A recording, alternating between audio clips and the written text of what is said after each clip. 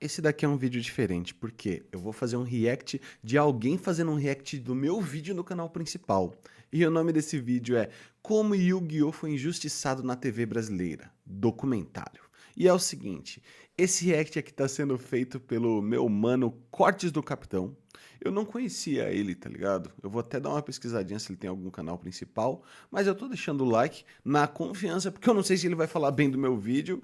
E sem mais enrolação, família, vamos pra cima, vamos assistir essa parada aqui, que eu tô curioso pra ver o que ele fala de... A gente gosta de saber da fofoquinha, né? A gente gosta de saber o que estão falando da gente aí. E é isso aí, esse react, aliás, esse vídeo eu fiz com muito carinho, então espero que você curta também. E bora! Como Yu-Gi-Oh! Foi injustiçado na TV brasileira? Documentário, canal Vini TV. Não conheço o canal. Ele não me tá? conhece. No real, não conheço o canal. Mas me parece um vídeo muito interessante. A premissa tá boa. Os primeiros segundos, o primeiro frame aqui já me é interessante. Vamos ver se é brabo mesmo. Vamos lá. Espero que seja. Gosto de ver vídeo bom. Se você assistia TV Globinho nos anos 2000, com certeza na hora do almoço você estava com um prato de comida na mão, Nostálgico, sentado né? no sofá esperando esse anime aqui começar. Olha eu aí, ó. Cenário. Detalhe, se você não é inscrito no canal, eu vou deixar na descrição. Canal Assim como Vini eu estava TV. falando sobre direitos autorais, ele mudou a introdução do Yu-Gi-Oh! Pra não tomar direitos autorais. Estratégia.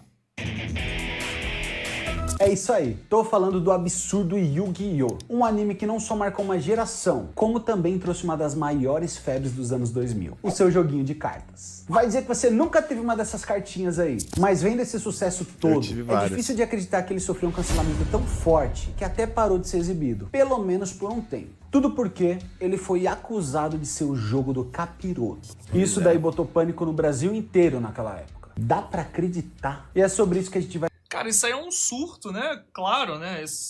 É tudo uma parada de fazer audiência, né? E também prejudicar outra emissora, no caso. Estratégia né? de marketing. Mas isso acontece há Covarde, anos, né? Há anos Mas você tenta vitimizar não só um jogo de cartas, mas também videogame, né? Pô, galera do RPG, então, caraca, galera que joga RPG... Teve uma história em Ribeirão Preto também no Brasil, né?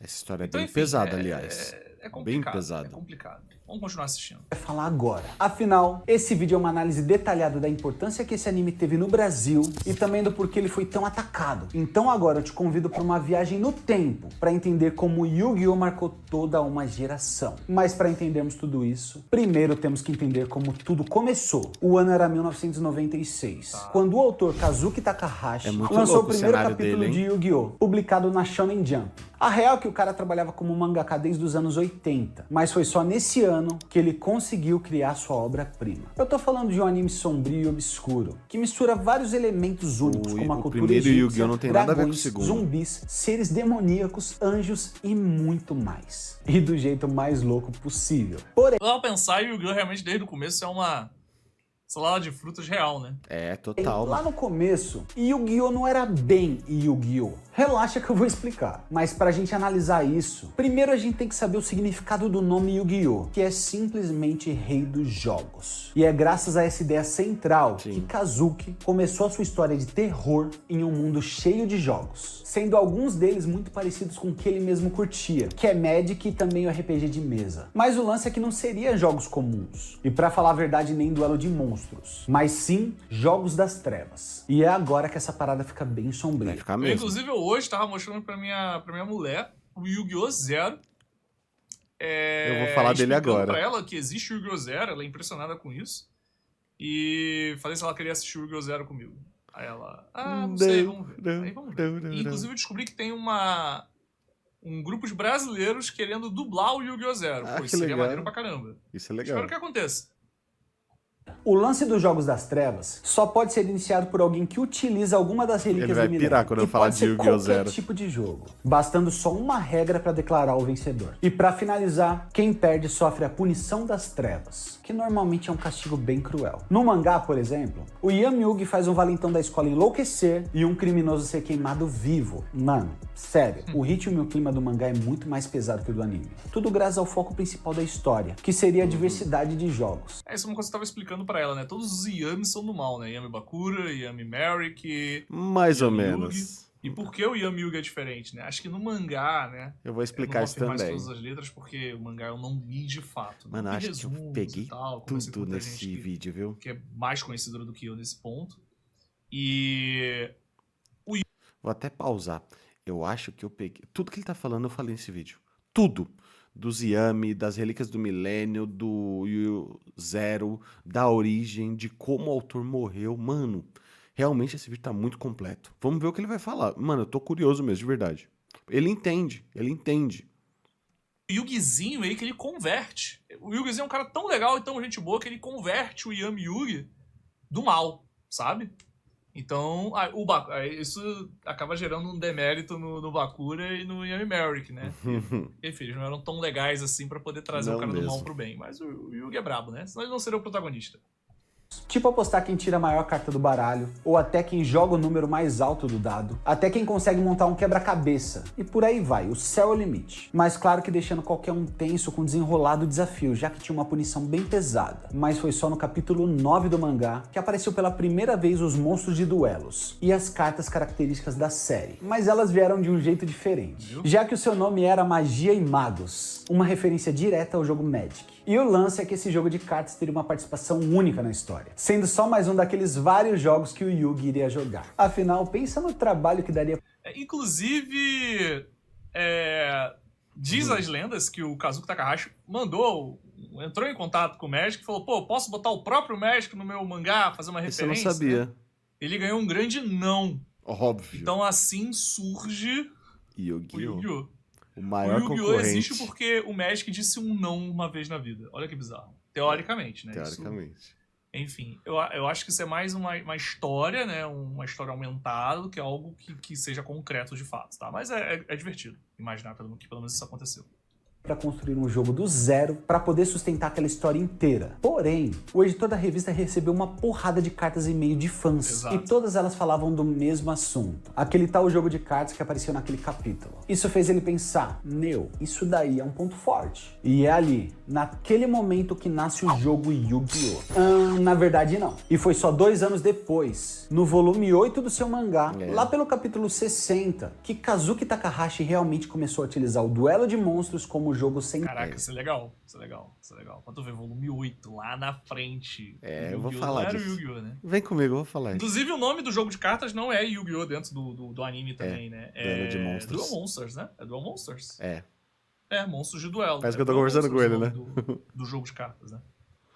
Central da sua história. E por mais que a parte mais interessante da história tenha demorado tanto para acontecer, ela teve um excelente motivo para isso. Nestes 2 anos que se passou, ele estava literalmente criando o jogo que mudaria completamente o mundo. Mas antes da gente falar disso, que tal a gente falar de um anime esquecido? A regra é clara. O mangá fez sucesso, vira anime. E com Yu-Gi-Oh! Não ia ser diferente. Mas acredite, esse anime não é bem o que a gente conheceu. Esse é o anime perdido de Yu-Gi-Oh! O lance é que além desse anime mudar alguns fatos da história, ele ainda apresentou algumas bizarrices insanas. Fora que ele nem falava propriamente de jogo de cartas, já que ele estreou em 1998, adaptando somente os 7 primeiros capítulos da história, que como a gente já falou, praticamente não tinha nada de cartas. Mas tem o filme eu assisti. O filme ele joga Yu-Gi-Oh! Contra o Kaiba e ele inclusive usa o Red Eyes e funde o Red Eyes com o Meteor B-Dragon, né? É da hora. E é por esse motivo que ele é... Meteor Dragon, tá? Meteor B-Dragon, eles já fundidos. Conhecido como Yu-Gi-Oh! Capítulo 0, já que ele conta o início verdadeiro da história. Essa história apresenta a origem de todos os personagens principais e também mostra como o protagonista Yugi desvendou o famoso enigma do milênio. Fora também as inúmeras vezes que o Yami Yugi, a alma aprisionada dentro daquele enigma, salvou a pele do Yugi de todos os seus amigos. E não acabou não. Essa versão dá um destaque que nunca existiu pra Miho, uma personagem pequena que só faz uma aparição bem rápida lá no comecinho do mangá. Mas aí, ninguém liga pra Miho. E por último, e mais esquisito, essa versão também apresentou lendários. Desculpa, se eu não me engano, dão um destaque pra ela porque eles acham que precisava de mais mulheres no grupo, sabe? É uma escolha narrativa da adaptação pro anime, sabe? Pô, já tem o Joey, o Tristan, o Yugi... e é um par romântico dos Tristan. Mas eu sei que acho que a desculpa de dar ênfase pra ela é essa, né? Aí no Yu-Gi-Oh! No Yu-Gi-Oh! DM, né, não tem ela por conta disso, que ela é um excesso, né, de adaptação. Mas eles pulam direto por arco 8, né? Eles resumem 7 volumes do mangá em um episódio. Lembra que eu tava falando outro dia que o primeiro episódio do Yu-Gi-Oh! É uma adaptação bizarra, tipo assim, de um monte de coisa num episódio só de 20 minutos? Então, esse rapaz aí trouxe os números que naquele momento que eu tava falando isso eu não tinha. São 7 volumes adaptados em um episódio. Ou pelo menos muita coisa foi ignorada e depois lá na frente eles voltam. O próprio, um dos arcos finais, não sei se é o arco final do 7º volume, é a batalha do Bakura contra o Yugi, que acontece não num duelo de monstros, mas acontece num RPG. E tá todo mundo no tabuleiro. Tudo e você deve estar mano. lembrando daquele duelo que o Yugi tem contra o Bakura numa árvore cortada, né? Que eles estão nas cartinhas, né? E o Yami Bakura acha que vai roubar as cartas fácil, ele prendeu todo mundo, mas aí sobrou a alma do Yami Yugi no corpo, né?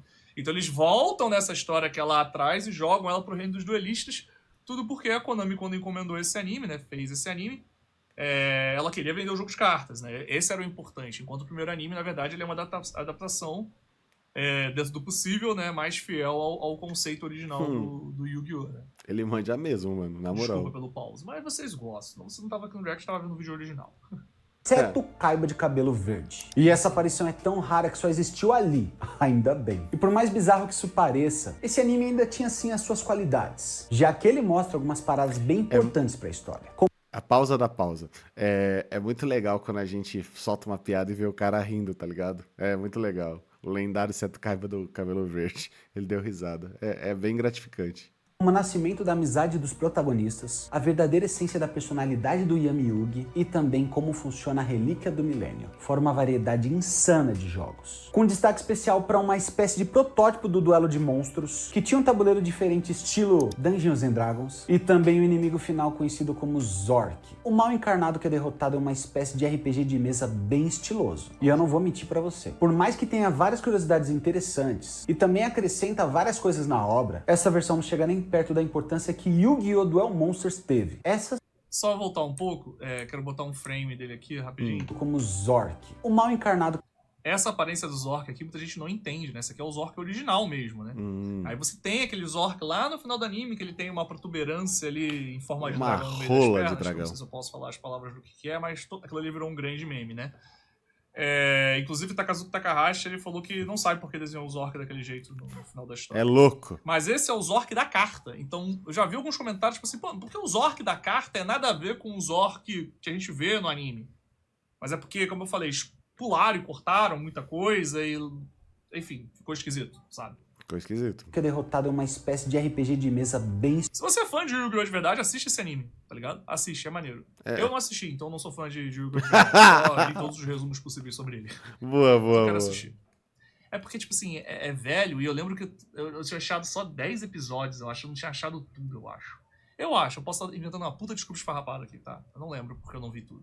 Estiloso. E eu não vou mentir pra você. Por mais que tenha várias curiosidades interessantes e também acrescenta várias coisas na obra, essa versão não chega nem perto da importância que Yu-Gi-Oh! Duel Monsters teve. Essa sim seria a história definitiva. E tudo começou quando enfim lançaram um anime que iria adaptar o arco Reino dos Duelistas pela primeira vez. Ou seja, a adaptação do volume 8 do mangá em diante. Porque naquele momento... Isso lembra um pouco, mais uma pausa, Fullmetal Alchemist, né?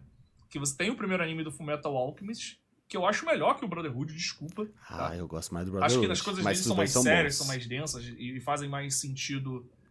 Tem até uma coisa que eu não gosto muito do Brotherhood algumas pessoas vão me odiar por isso, mas é a trilha sonora. Não as músicas cantadas, mas a trilha sonora de ambientes. Elas parecem que nunca encaixam direito, né? Tá uma situação dramática, uma situação pesada e a música não tá te fazendo mergulhar através da música naquele sentimento, naquele negócio. Eu lembro disso, né? E a mesma coisa com o Yu-Gi-Oh! Né? Esse Yu-Gi-Oh! Zero, que acho que é só Yu-Gi-Oh! Na verdade o nome, o Yu-Gi-Oh! Da Toei também, como o pessoal costuma chamar, se eu não tô enganado. Não é Yu-Gi-Oh! Da Toei. Não é Yu-Gi-Oh! Da Toei.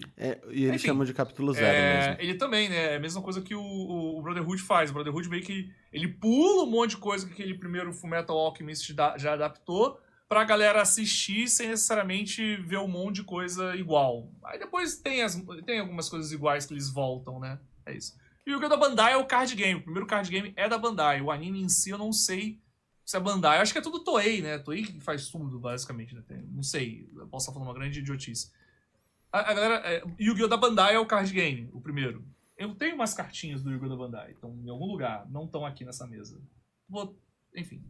O autor Kazuki Takahashi já tinha desenvolvido o jogo e também milhares de cartas. E se pararmos para analisar, desde o começo do anime que foi lançado em 2000, o jogo de monstros de duelo já era absurdamente complexo, fazendo até a gente se questionar se aquele jogo foi feito pro anime ou se o anime tinha sido feito para vender aquele jogo. E aí que está o grande segredo do autor. Quando ele percebeu que aquele jogo apresentado tinha um potencial absurdo, ele passou 2 anos desenvolvendo essa parada só para no fim ele pudesse colocar toda a mitologia dos duelos como pilar central do seu anime. Mano, na boa, gênio. Isso fez com que... Curiosamente, as regras do card game não estavam estabelecidas no começo do anime, né? Verdade. Eu acho até que a Konami não sabia o que fazer. A Konami, a Bandai, enfim. Porque eles tinham as cartas, mas tá, como é que a gente joga isso? Porque... Inclusive, até hoje... Piada. Porque você tem os jogos da época, cada jogo adaptando as regras de uma forma diferente.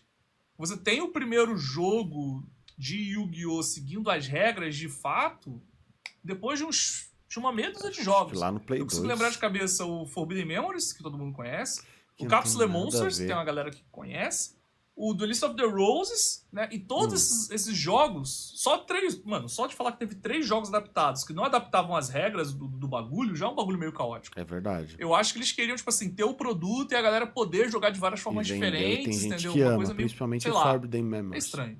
Os monstros de duelo de Yu-Gi-Oh! Se espalhassem por todo mundo. Mas claro que a gente não pode esquecer da história, que é mais ou menos assim. Yugimoto, o protagonista, também conhecido como o maior ladrão de todos os tempos, entra em um torneio para salvar a alma do seu avô, que foi aprisionado pelo próprio criador do monstro de duelo, o amado e odiado Maximilian Pegasus. Mas claro que o nosso protagonista não vai sozinho. Ele vai com todos os seus melhores amigos. Eu tô falando da Teia, do Joy e também do Tristão. E no meio de vários e vários duelos, eles são desafiados até o limite, ficou bem legal, mostrando né, não somente como o Yugi é extremamente roubado, como também como o Joy evolui de maneira incrível. Um detalhe importante aqui, você vai acreditar se eu falar pra você que a sorte do Yugi não é protagonismo, mas sim algo realmente explicado dentro da história? Se você não acredita, fica aqui comigo que eu vou falar disso logo logo. E resumindo, são lutas, tretas, emoções, trapaças, mentiras e muitas, mas muitas cartas iradas mesmo. Tudo baseado na mitologia egípcia.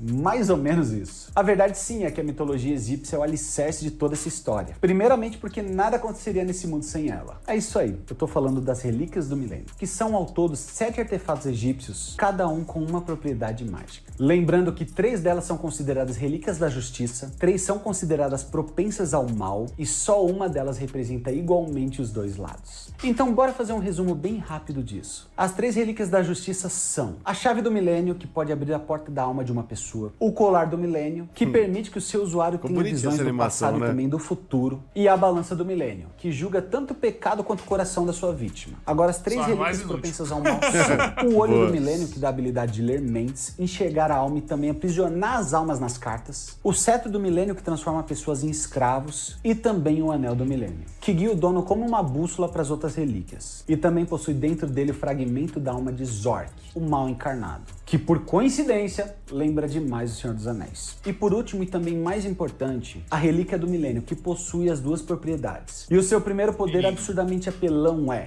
depois que o usuário desvendar o enigma e conseguir montar ela, já que ela é um quebra-cabeça, ele pode fazer qualquer desejo. Isso é uma referência direta a uma das lendas mais famosas do Egito, o Enigma da Esfinge. E falando em desejo, o Yugi desejou ter amigos verdadeiros. É muito brega, né? Fora que ela também dá ao usuário... Isso é verdade mesmo. O desejo dele é esse, ter amigos. É claro que é, eu não vou falo mentir. pra você deixar o like no vídeo, compartilhar com seus amigos. Se você não tiver amigos pra compartilhar, faça igual o Yugi. O Yugi desejou. É verdade. Desejar dinheiro. E se você tem, compartilha esse vídeo. Muitas coisas. Uma sorte absurda em jogos e também uma habilidade brutal em criar estratégia. Ou seja, como eu falei anteriormente, o Yugi não é ladrão, ele só tá usando o hack. Para os mais antigos Game Shark. Na boa, Yugi, entre nós, esse negócio de coração das cartas é o maior caô do mundo. E para finalizar, ele ainda contém a alma do faraó. A questão é que é um poder inconsciente, né? Isso acontece. Ele não escolhe conscientemente a carta que ele quer comprar, né? É como se ele moldasse o destino para a vitória dele, né? Então hack. É meio bizarro. Né? ele, de maneira inconsciente, ele tem acesso a qualquer carta do baralho dele quando a situação aperta, né? Mas ele já perdeu duelos no anime. Pegasus, ele perde. Não, mas Tem ele... aquela derrota pro Kaiba, que ele dá uma arregada. Ah, mas o Kaiba Tem ele a arregou, famosa né? derrota, que acho que é a derrota mais derrota mesmo, de fato, a única derrota dele, que é contra o Rafael. Mas é num filler, né? Mas mesmo assim o Rafael dá um sacode nele filler, muito pô. bem Aí não dado. conta. Aquela ali é... Se tu não assistiu o filler do Yu-Gi-Oh!, até porque esses episódios não passaram na TV Globinho exatamente. Na TV Globinho acho que passou até o final da Batalha da Cidade, e olhe lá. É. E olhe lá, eu acho que na verdade Acho que nem acabou... passou. Nunca passou o final da Batalha da Cidade na TV Globinho. Passou no Cartoon, nessas paradas, né? Enfim, assista. Pelo menos a Batalha do Rafael deve ter no YouTube. No AMV, tocando Link Park. Esquecido. Também conhecido como Henshin do Yami Yugi. E claro, se você não sabe o que é Henshin, relaxa que eu vou explicar agora. Henshin é um termo japonês que significa transformação, mas no caso do Yami Yugi, esse significado é muito maior do que um simples show estético, já que a intenção real do autor é inspirar quem estiver lendo ou assistindo a se transformar em alguém mais confiante, assim como o pequeno Yugi faz através dos jogos. E na boa, isso é muito legal. Fora que dentro da história, ainda existe um bom motivo para ninguém saber o seu verdadeiro nome, e também do porquê o faraó perdeu a memória. E tudo isso faz parte de uma construção misteriosa que é revelado só no final, quando o faraó relembra o seu passado e também a sua verdadeira habilidade, para só depois disso invocar um ser absoluto que iria eliminar o mal encarnado Zork de uma vez por todas. Detalhe, esse Zork é realmente um bicho bem constrangedor. Já se ligou nele? E eu já tava esquecendo de uma parada. Falei disso, né? O nome verdadeiro do faraó é Aten, que é inspirado diretamente em uma divindade egípcia conhecida como Atum, que também pode ser pronunciado como Aten. Essa divindade para os egípcios da época é simplesmente o cara que criou todo o universo com a sua energia vital. E é agora que a gente vai mergulhar nas referências mais pesadas. Afinal, o nome Aten está associado diretamente ao Sol, e ele também utilizou por sua vez Isso eu tô meio perdido, isso eu não sei não. todo o seu K para criar tudo que existe no universo. Lembrando que no arco Memórias do Faraó é explicado que para invocar os monstros deve utilizar tanto o seu K quanto o seu Ba, justamente as duas energias Eu que deixei existem bem na rasa cultura antiga essas egípcia mitologias real. pra não ficar e claro chato que esse o é vídeo. só o começo de um universo absurdamente profundo e cheio de referências. E na boa, se a gente ficar aqui nisso, esse vídeo vai ter uns 2 dias de duração. Mas que tal falarmos pelo menos das referências para as cartas mais famosas? E é óbvio que durante mais de 25 anos de jogo, existe todo tipo de É daí que vem a referência para o ideia que o dragão desenvolvimento branco é da fêmea, tá? Porque o dragão branco vem da menina lá que eu esqueci o nome Ele, dela. ele tá ligado, Então por tá isso que o dragão ligado. branco seria a fêmea. das cartas. Como animais selvagens, seres místicos, samurais, zumbis, roqueiros, mano, tem tudo. Mas dentro de todas as mais famosas, Pô, o roqueiro ele podia ter botado... Rockstar? Não, é Metal Lord? Esqueci o Puta, nome eu da não da lembro, carta. acho que é Metal Aquela que Lord. a fusão. O pessoal até hoje não entende por que funde aquelas duas meninas. Tem um vertical no YouTube, em tudo quanto é lugar, explicando isso. Não vou explicar Legal. aqui. eu separei 3. A primeira que eu quero falar é o dragão É muito legal você ser reagido, ainda mais um vídeo tão, sabe, tão íntimo, tão especial, por um cara que realmente entende a parada. Então tô bem feliz pela reação dele. É muito legal isso. branco de olhos azuis. Primeiro pela sua inspiração incrível e segundo pela sua história absurda. No Egito Antigo, dentro da história do anime, existe uma jovem escrava de pele clara, cabelo Aí, branco que e você olhos falou, azuis. O seu nome era Kisara. E por mais que a sua situação fosse cruel, ela teve até sorte porque ela foi libertada pelo jovem Seto. Sim, um antepassado do Seto Kaiba. Então, muito grata, ela prometeu retribuir aquele favor algum dia. O egípcio com nome japonês é foda. É muito. Mas ninguém iria imaginar que esse favor seria retribuído tão rápido assim, já que na mesma noite a Vila do Seto tinha sido totalmente queimada e atacada. Então, para proteger aquele menino, surge no céu o dragão branco de olhos azuis, que oblitera todos os bandidos. E o mais interessante é que esse dragão é uma referência direta ao filme predileto do autor, o aclamado Tubarão, dirigido por Steven Spielberg. Olha, eu não sabia disso não. Vai dizer que você nunca reparou na semelhança. Mas voltando para esse Verdade, o dragão branco de Jesus tem uma parada meio tubarão. E é branco. Isso eu não sabia. Aí. Caraca, isso é legal. Legal. Maneiro. História. Os anos passam e a civilização evolui, juntamente com a habilidade de invocar monstros em batalhas através dos enigmas. E nesse momento que os sacerdotes fazem uma busca, começando a caçar novos monstros que estão escondidos literalmente dentro das almas das pessoas. E foi nesse momento que o Seto reencontrou a Kisara, que mais uma vez estava sofrendo maus tratos. Porém, após ele salvar ela, ele descobre que no seu interior existe um grande poder, algo comparado aos deuses egípcios da época. E por mais que ele quisesse esse poder absurdo, Seto acabou cuidando e se aproximando muito daquela menina. E ele ficou tão distraído que ele nem imaginava naquele momento que um golpe fosse armado para roubar o poder da Kisara. Mas o lance é que ela era única, ela era especial. Normalmente o processo de retirada de monstros da pessoa faz com que as pessoas continuem vivas e o monstro fique dentro de uma placa de pedra. Mas no caso da Kisara era diferente, já que a sua alma era fundida com um dragão branco de olhos azuis. E assim, se o monstro fosse retirado da alma dela, ela seria morta no mesmo instante. Mas ali, como Acho que é porque a questão também é que o bicho dela é muito poderoso. Todo mundo que tem um pode bicho ser. muito poderoso rola isso. Se eu não me engano.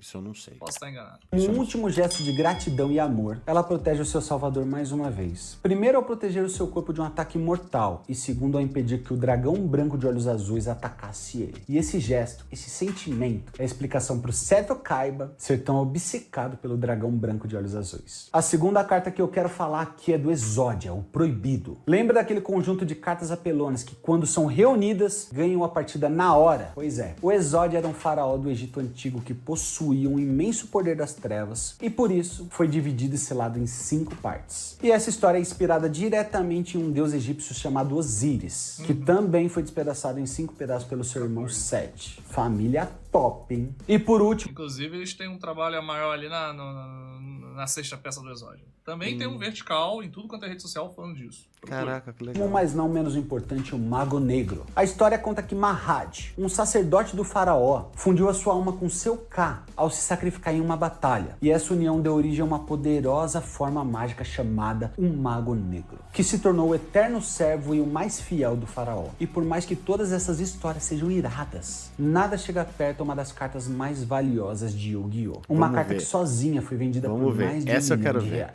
Estou falando da carta Tyler, o Grande Guerreiro. E já vou te avisar aqui, se prepara, porque esta agora é uma daquelas histórias especiais e impactantes. Tyler David era só uma criança quando foi diagnosticado com uma espécie rara de câncer no fígado. Esse cara, ele realmente vendeu a carta recentemente. E durante seu tratamento, enquanto ele lutava por sua vida, a Fundação Make-A-Wish, uma organização sem fins lucrativos que ajuda crianças gravemente doentes a Só que é da realizarem um hora. desejo, entra em contato com a dona dos direitos de Yu-Gi-Oh!, a Konami, para que assim ela pudesse realizar o sonho do jovem Tyler. E o sonho dele era realmente único. Ele queria juntar suas duas maiores paixões em um só lugar. E é assim que nasce o primeiro esboço feito pelo próprio criador dos monstros de duelo, o mangaka Kazuki Takahashi. Detalhe, o Tyler era fanzaço do Trunks. Então logo depois, com o ok dele, foi fabricada uma carta única e exclusiva chamada Tyler, o Grande Guerreiro. Inclusive, teve um papo, não sei se isso aconteceu de fato, né? De que a Konami ia reprintar essa carta depois da venda, tá ligado? Uma porra dessa. Graças a Deus, Tyler venceu o câncer. E 18 anos depois ele vendeu a carta em um leilão arrecadando 311 Eu não gostaria não, porque eu acho que a história é muito digna. E, pô, querendo ou não, isso daí acabou ajudando a família dele, né? Sei lá, eu acho que tem que ser única mesmo. mil dólares. Que hoje, na data que eu tô gravando esse vídeo, dá aproximadamente R$1.648.000. E essa sim é uma história surpreendente, exemplificando como Yu-Gi-Oh! Impactou o mundo. Dá pra comprar umas coxinhas, hein? Dá. Pastelzinho caldo de cana, tá ligado? Dá Dá. pra fazer um negócio. E também demonstrando a generosidade do Kazuki Takahashi, que mais pra frente iria entregar sua vida em um ato verdadeiramente heróico. E sim, esse fenômeno chamado Yu-Gi-Oh! Abalou todas as estruturas, inclusive aqui no Brasil. O ano era 2003, quando enfim Yu-Gi-Oh! Estreou na TV Globinho. Naquela época a gente nem Ele finalmente chegou no ponto do vídeo, né? É, Eu exatamente. esqueci. sonhava E- em O vídeo é Ó, muito bom. assistir alguma coisa perto do seu Obrigado, mano. lançamento. Esse é o lance. Eu vendi essa história principal, mas eu comecei a destrinchar tudo o Yugi. Eu vou até voltar pra ver a cara dele, ó. Eu até esqueci disso. Sonhava em assistir O vídeo é muito bom. alguma coisa perto do seu lançamento. Então 3 anos de atraso, ó, tá de boa. E o sucesso foi gigantesco, fazendo com que não só o anime se popularizasse, como também o seu jogo de cartas. Na real, mano, era uma febre. E a gente sabe, se tem pirataria, é porque a parada tá vendendo mesmo. E na boa, o que tinha de cartinhas pirata de Yu-Gi-Oh! Não tava escrito. O sucesso do mangá e do anime veio com tanta força que o jogo físico foi lançado em 1999, só um ano depois do arco Reino dos Duelistas ser lançado no mangá. Mas tinha muito mais do que só o autor envolvido, já que a própria Konami adquiriu os direitos de fabricação e distribuição do jogo, dando início a uma febre absurda. Isso porque eu nem falei dos jogos de videogame. E tudo isso foi tão frenético, inclusive aqui no Brasil, que parecia até o Tazo nos anos 90. O bagulho realmente foi um fenômeno cultural. Não só por jogos, mas também por colecionismo. Mano, chegou a virar até álbum de figurinhas. Todo mundo... Eu tenho um álbum de figurinhas. Tá de sacanagem. Que da hora. Eu dele ontem. Acho que tá aqui, ó. Tá de sacanagem que ele vai mostrar o álbum de figurinhas. Pô, tava aqui. Aqui. Mano, eu não acredito.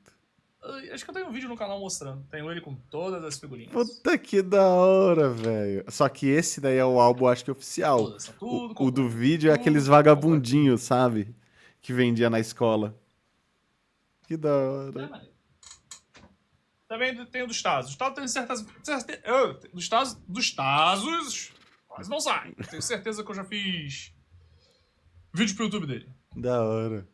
assistia e jogava Yu-Gi-Oh! Mas ninguém iria imaginar que todo esse sucesso seria atribuído ao Capiroto. No mesmo ano que Yu-Gi-Oh! Estreou na TV aberta, que a polêmica começou. Tudo graças ao programa Boa Noite Brasil, com o apresentador Gilberto Barros. A real é que as mídias da época afirmavam que o programa acusou por 4 edições seguidas o jogo Yu-Gi-Oh! De ser o baralho do coisa ruim. Vocês viram a carta?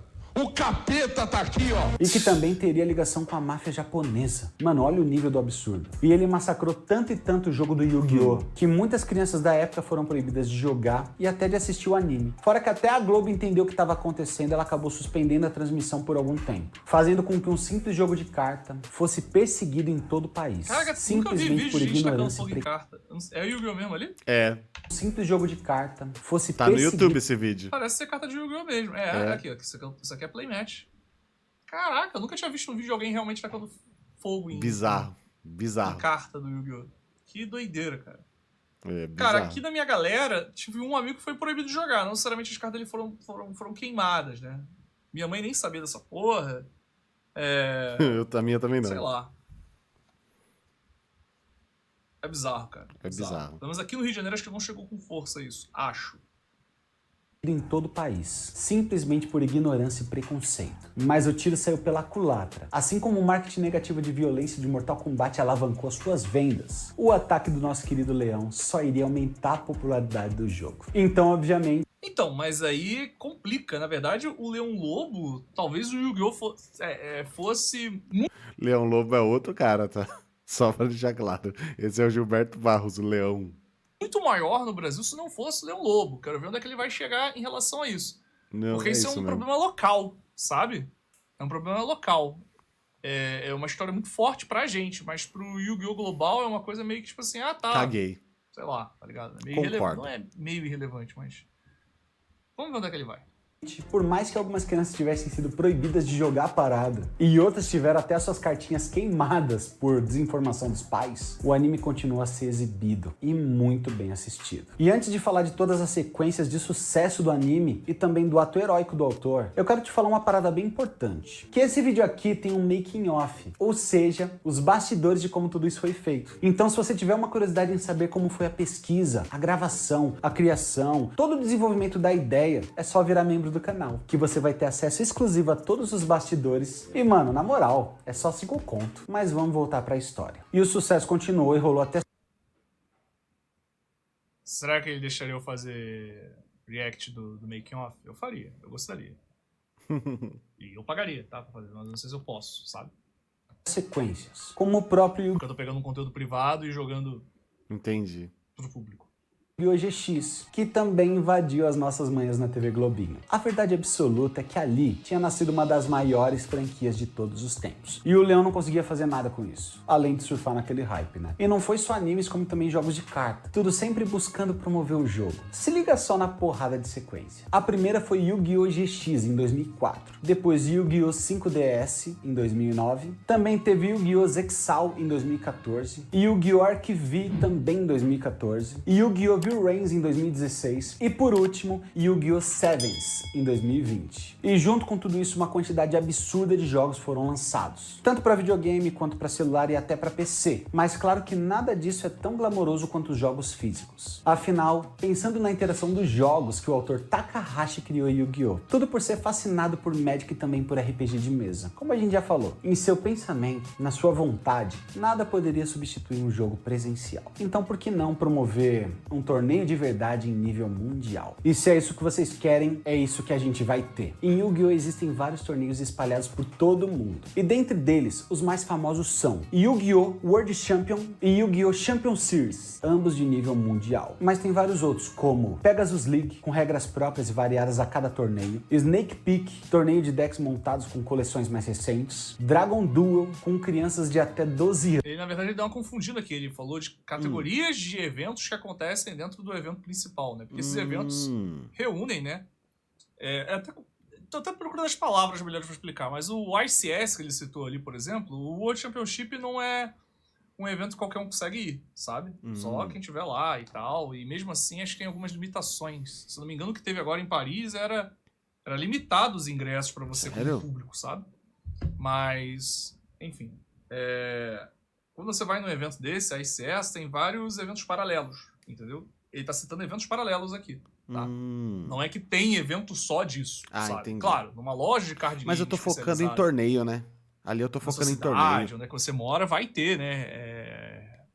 Semanais, que eu acho lá, que eu acabei né, dos card games no qual... Eu tô focando mais em torneios, né? Mas tipo, não eventos em si. Mas faz sentido, já que eu coloquei tudo no mesmo balaio, tipo, ter ficado meio ambíguo. Mas é focado em torneio mesmo. Mas realmente foi fruto da pesquisa. Eu não sou um dominador desse ponto, não, tá?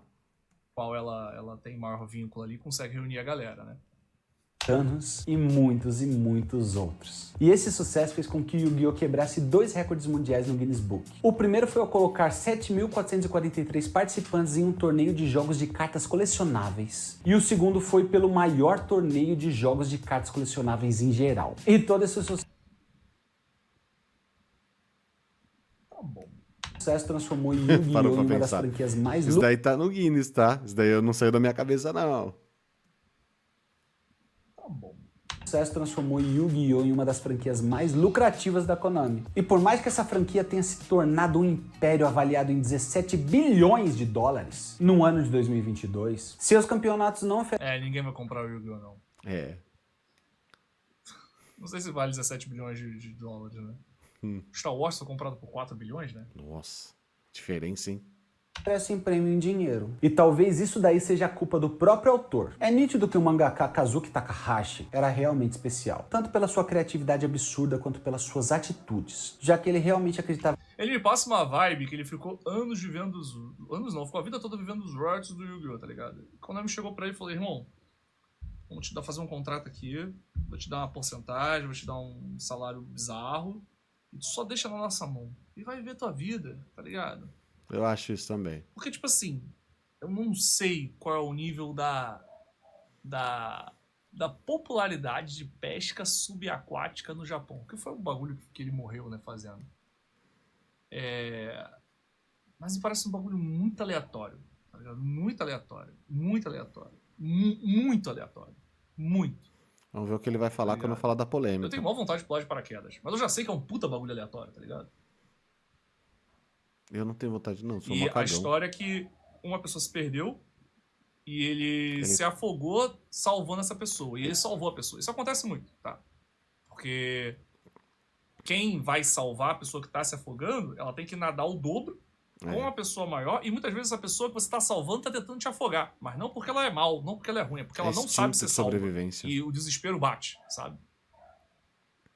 Tu acha a morte dele suspeita? Não tem suspeita não, é só bizarro mesmo, acontece. Ele tá Eu vendo na tenho Twitch. certeza que eu vou morrer por uma parada bizarra, tá ligado? Uma parada bizarra. Sei lá. Vira essa boca pra lá, mano. Só que o jogo servia pra conectar pessoas. Já tive 3 acidentes de moto e não morri. Então, tipo assim, ou eu sou imortal ou eu vou morrer por um troço tosco, tá ligado? Isso acabou fazendo com que essa teoria se espalhasse. Tipo, se alguém vai estar andando de avião, vai dar uma descarga, aí o mijo vai sair do avião, aí ele vai cristalizar e virar uma lança de congelada de mijo e vai me trespassar quando eu estiver na rua andando, comprando pão. Um Mortal Kombat Tipo assim que minha morte Fatality. vai ser, eu tenho certeza. Eu não vou morrer de um bagulho normal. Ou eu vou morrer de um bagulho normal e foda-se. Ninguém vai lembrar disso que eu tô falando agora. A de que o torneio de Yu-Gi-Oh! Não poderia ter prêmios em dinheiros por vontade dele, já que ele queria que o jogo fosse jogado pelo amor e também pela diversão. Mas claro que isso daí nunca pra foi crianças. confirmado. Porém, na moral mesmo, eu acredito completamente nessa teoria. E eu vou explicar o porquê da minha opinião em 2 pontos. Eu realmente acredito. Concordo com ele sem nem explicar os pontos dele. Acho que é uma coisa que realmente partiu do Takahashi, porque Konami sendo a Konami, ela nunca, tipo assim, enfim, sei lá. Mas também dar dinheiro é uma coisa estranha pra Konami. Mas o potencial de dar dinheiro eleva o jogo num nível muito alto em que vale a pena dar dinheiro porque vende muito. É verdade, Não é o igual caso. o Street Fighter. Não é o caso porque não deu dinheiro. A gente entendeu. O primeiro é que ele realmente foi um herói. E se você estivesse se perguntando do porquê Ele era de boa, cara. Ele é de boa. Ele é fã de Jojo, por isso que os bonecos do Yu-Gi-Oh! São meio esquisitos, tem uns cintos, tem umas roupas descoladas, sabe? Ele é fã de Jojo. eu tô falando desse jeito, eu vou responder isso agora. O fato é que infelizmente o autor já não está mais entre nós. E tudo aconteceu no ano de 2022, quando o corpo do autor foi encontrado alguns dias depois da sua morte, flutuando no mar após se afogar. Mas o motivo para tudo isso é absolutamente incrível. Se liga no que aconteceu. O mangaka estava mergulhando próximo à costa de Onna, mas segundo uma testemunha, Takahashi teria entrado no mar para resgatar uma mãe e uma filha que estavam presas em um vórtice. Mas infelizmente seu corpo acabou sendo arrastado pelo mar, fazendo com que ele se afogasse. E essas foram as palavras daquela testemunha. Ele É doideira. Inclusive, assim, na praia, né? Cara, não tenta ser herói, não. Tá ligado? Porque você pode morrer. Sabe? Claro, pô, ser herói... Gostei desse uma maluco, coisa que você mano. não pensa, sabe? Mas às vezes você vai ser mais Vou herói escrever. chamando uma pessoa especializada pra salvar uma pessoa que tá se afogando na praia, tá ligado? Do que você tentar e você morrer também. Aí o salva-vidas da praia ele tem que salvar a pessoa que tinha que ser salva e você, tá ligado? É complicado. é um herói. Ele morreu tentando salvar outra pessoa. E o segundo ponto é que todo o arco de desenvolvimento do Yugi Moto representa uma grande mensagem. No começo ele era tímido, inseguro e sem amigos. Um menino que dependia diretamente da sua contraparte cruel e fria, o Yami Yugi. Mas com o passar do tempo, ele aprende com seu lado obscuro, como ser forte e também confiante. Enquanto cria amigos de verdade. Mas o mais importante é que ele ensina o seu lado obscuro, o verdadeiro valor da bondade. Para que no fim, ele se torne o maior duelista de todos. O verdadeiro valor da bondade. Mas o mais importante é que ele ensina o seu lado obscuro, o verdadeiro valor da bondade. Ah, tá xingando, Para que no cara. fim, ele se torne o maior duelista de todos, ao derrotar o Yami Yugi, também conhecido como Faraó. E por mais que essa seja uma história linda, o verdadeiro herói é unicamente o mangaka Kazuki Takahashi. Mas se você quer saber por que Yu Yu Hakusho foi proibido de ser transmitido na TV brasileira, clica nesse vídeo Eu quero ver, vou ver depois, hein? Depois, já são quase 7 horas, tem que parar. aqui. E agora o mais importante, toda a honra e Tamo glória a junto. Deus. E lembrem, se você quiser o making off desse vídeo, é só virar membro. Respeito totalmente a religião dele, mas é muito curioso ele falar isso num vídeo de Yu-Gi-Oh!, sabe? Muito curioso, muito curioso. Cara, maneiro, gostei do vídeo. Bom, já me inscrevi no canal, né? Pô, da hora. Da hora. E nos vemos no próximo Vini TV, Gostei. no mesmo Vini horário e aqui no mesmo Vini canal. Falou e tchau. Gostei. Conteúdo bom. Se Maneiro, bem produzido. Obrigado, bem mano. editado, bem legal. Maneiro. Bom canal. Quero ver mais vídeos dele aqui.